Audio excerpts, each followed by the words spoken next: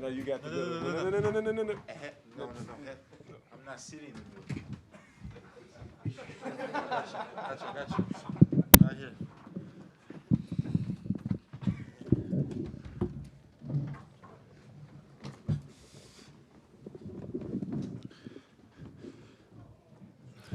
Big Doug, first time? Second, huh?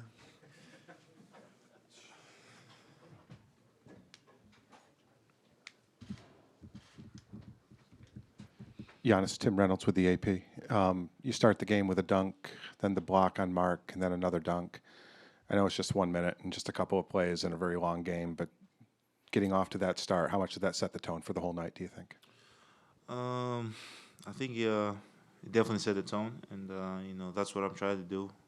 I know, at every night, when the game starts, my teammates are looking at me, and as a leader of the team, when the game starts, you gotta set the tone. You gotta be focused, and you gotta make sure the whole team is into the game. And I think it definitely give the team a lot of energy to start the game. Kane Pittman with the pick and roll. Ersan, Bud described this as clearly your best game for the season. How were you able to get involved defensively? And secondly, are you superstitious? Because I noticed you had the shooting sleeve on today. And are you going to stick with that moving forward? I mean, it's everybody's saying about the sleeve, so it's. And I was making a joke, in the locker room. Maybe I should put another sleeve on my left if we win by 30. Well, the thing is that's the beauty about our team. Everybody, when you look at our bench, we have a deep bench and the whole season long, and we rely on each other, obviously. In this game, we kind of learn our lesson from game one, and everybody just from the gates, we was ready, and especially the bench. We come up, and I think the starting five, set the tone, and we have to just do the same thing. I think everybody did a great job, just concentrated, and not just offensively, defensively as well. Giannis, Steve Simmons, Toronto's son.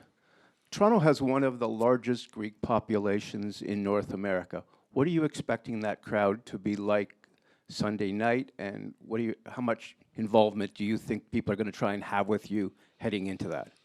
I've played a playoff series in Toronto 2 years ago. Probably saw one or two Greek flags out there, so I appreciate any Greeks that come out there and support me, but at the end of the day, I'm trying not to focus as much, in the people, in the Greeks and the population in Toronto. I'm just focusing in Game 3 and what we got to do. And if, people, Greek people come out and support the team, and me, it's going to be awesome. Matt Velasquez, Milwaukee Journal-Sentinel. Giannis, what's it like for you when you're sitting on the bench watching that second unit do what it's been doing, and definitely what it did tonight? It's amazing. It's so nice seeing guys, coming to the game, being mentally prepared, setting the tone for the whole team, and just playing hard. In this team, any given night, guys can step up. You really don't know where it's going to come from. Tonight, Ersan had a great game. George Hill had a great game. In Game 3, someone else is going to have a great game. So this is the beauty of basketball. This is the beauty of our team, that we trust one another, and we'll be winning. So it feels good. It feels good to look at my teammates. Bailey Burmaster, WBAY. George, what is it about Game 2 in the playoffs that allows you guys to bring that extra juice? I don't know. I think the amount of rest that we get for Game 1 is probably not good for us, but we find that rhythm. We figure out where we can be effective and the things that we can work on the upcoming days after that. And I think, it's getting a little comfortable in the game.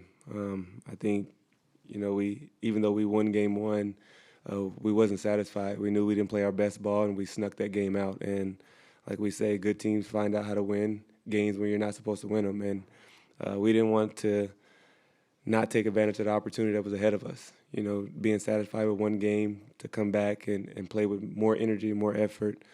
Guys locked in more, and I think it was a great job.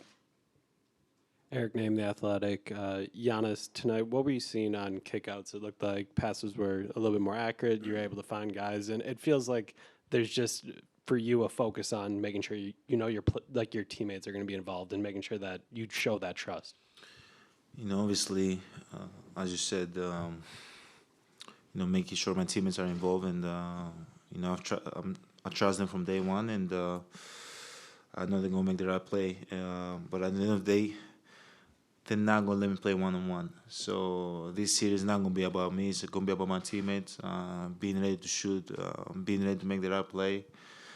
And as a leader of the team, I gotta make sure I deliver the ball to the right guy at the right moment. And as George told me during the game, he told me I gotta stay aggressive. I think at times I forget that I gotta stay aggressive. I pass the ball a lot, but at the end of the day, I gotta stay aggressive. I gotta make sure I go downhill, and I know the pass is gonna be there. And that's what I've been trying to do both games, trying to find my teammates, and they've done a great job just knocking down shots, being in the right spot, and being ready to shoot. Andrew Goldstein, WJFW. This question's really for any of you. I want to take you back to the third quarter. Toronto goes on a run, cuts the lead to 13. You guys take a timeout and then pretty much immediately come back with a run of your own. What was said or done during that timeout to kind of steady you guys and kind of get the game back on track? I mean, I know what play you're talking about. We come to the timeout. Guys are not hanging their head. We say we knew they were going to make a run. How are we going to respond? How are we going to stop the bleeding? And we came out, had a couple defensive stops, a couple turnovers that we forced that led into some transition baskets, and I think we ran from there. Just not hanging your head. That's a good team in that locker room, and we know that they're going to make runs. We know they're going to fight and swing, and we just have to always be prepared. Not being comfortable with the lead, continue doing the things that got us the lead. Playing defense and pushing it back in transition. Tyler Zavotsky, Big Radio. This is a question for all three of you guys. Malcolm said something very interesting. He said, I think some of us don't really realize how special this team is, how good we are. George and Ersan, you guys have played for other teams. Giannis, you're a young guy, only here in Milwaukee. Is that something you guys think about individually? Like, we have accomplished a lot, but really in the grand scheme of things, nothing at all right now. I mean, I don't think about it. I just think about, winning.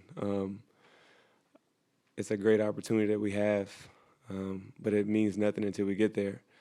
I think, from not just speaking for myself, but just being around these guys every day, we have the will to win. We want to win the free throw games we have after practice. We want to win the shooting drills that we have to do after practice. We just like to compete. 1 through 15, all of us like to win. We all like to compete. We all have one goal. And like you said, we're a deep team. We don't matter who scores what, who gets the shot. We just want to win and play the right way. Jack Money, CBS Sports. George, going back to that sequence in the third quarter, a lot of it was you and Brogdon kind of contributing there. Just how much of a boost is it to have him back in the lineup healthy with you guys? I mean, it's a big part of this team. We're going to go far only when we're all healthy and all playing great basketball. And to get him back at the right time, fully healthy, just shows it adds depth to the team again. We're happy to have him back. We know he's a big playmaker, and we know that, teams have to respect him on the court. Andrew Wagner, Forbes Sports. Ersan, this is, I think, your third tour now with the Bucks, and when you came into the league, I think it was 2009, you were a young guy. Just how much did this night or this performance mean to you today, considering what things were like when you first came to Milwaukee and how it kind of went along over the years? Yeah, it was 2005, so I'm still young, though. And, yeah, it's all good. And obviously, those opportunities come really, really rare, and you have to get it to granted, So, all those teams I have with the Bucks, we kind of was up and down, and we never passed the first round. And I think, when we catch this group of guys together, I think, we have to use this opportunity, and I think, everybody understand that.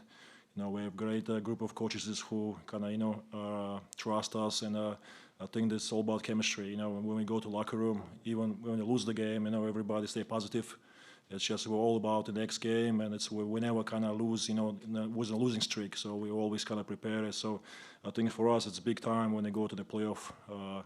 The teams make always adjustments. Obviously with Giannis, double teams, and he sacrifice himself and find open guy. I think, and we with the bench, we all realize that it's the same way. So when they set the tone, we have to come up with the same energy. I mean, it's like I said before, it's not just offensively. I think for us, it's all defensively. Even this game, when they make the run in the third quarter, I think like we step up defensively. Just stop them and make our run. Giannis, Chuck Freeman from the Fan in Milwaukee. Do you have to look at this going to Toronto? The series not over yet. You're going to get their best shot back at their place. The crowd's going to be behind them. They're going to be a little rejuvenated, even though they're down 0-2 in the series. Yeah, obviously, Game 3 is going to be way tougher than Game 1 and Game 2. We're playing at their home now, but I think we're going to be prepared. We're going to make sure we go tomorrow, watch some clips, try to get better. But at the end of the day, it's all about us. If we do our job defensively, move the ball offensively, and just do our job in general, we're going to be fine. But definitely they're going to come out, try to set the tone, try to play hard, try to protect home. But we did our job. You guys. Shout out to Suki, strength conditioning coach of the year. I just want to say. Yep.